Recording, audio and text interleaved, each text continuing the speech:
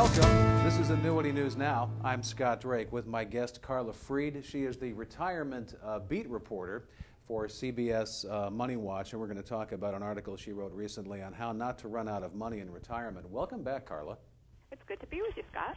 I appreciate your time. And baby boomers are pretty accurate in their fear that running out of money could be a problem because people are not only living longer, and it's just harder to get enough capital to cover all that time, isn't it? Well, right. I mean, our savings rate, retirement savings rate for a lot of people has never been probably as high as it needed to be. Certainly after what we've gone through with the bear market, people are feeling a little bit even more behind the eight ball.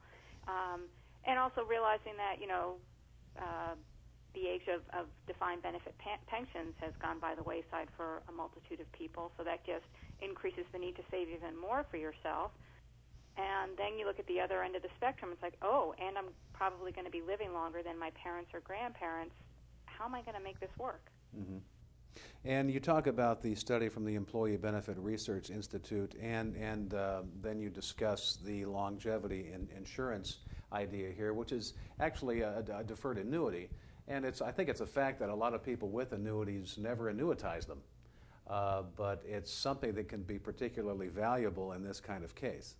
Right. Well, what the EBRI, Employee Benefits Research Institute study made clear is they took a look at, they refer to it as retirement readiness, and across all different age groups and sectors, they looked at, well, what are your odds of running out of money? But they broke it up into years. So, and you could see in their data, it's sort of obvious. It's not the first 10 or 15 years even of retirement that are the problem. It's if you do, in fact, live longer into that 15, 20, 25 years of retirement, obviously the odds of you're outliving your money increase. And the EBRI statistics were a little bit eye-opening, I think, for a lot of people of how high those odds might be if you, in fact, have a long life. So there are many solutions to that, or many potential ways to address that. One is save more now while you're working. One is, something we've talked about in the past is think about how and when you want to draw Social Security.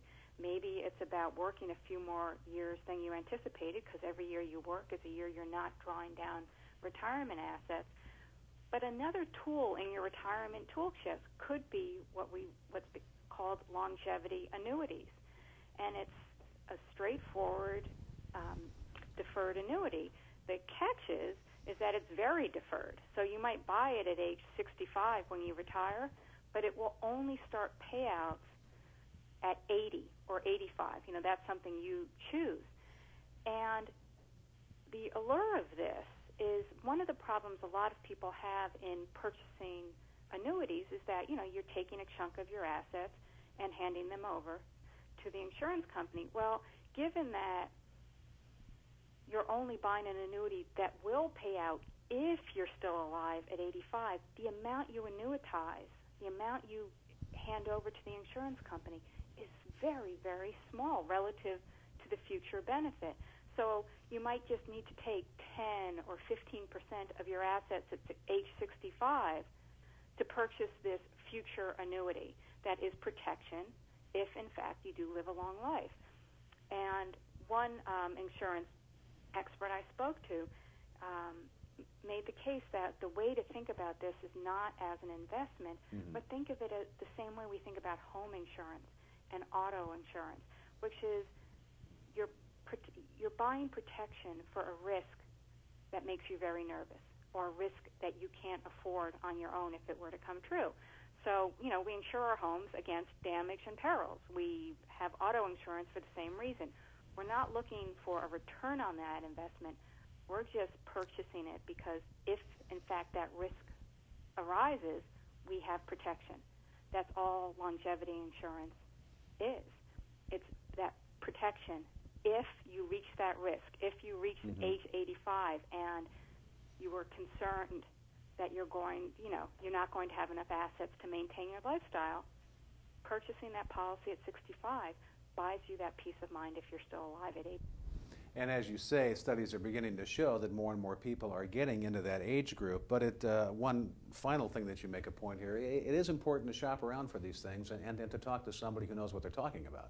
Right, and to be honest, it's a relatively new product. It's something that I think the insurance industry is still, getting its hands around about how best to structure the product and how best to serve the client.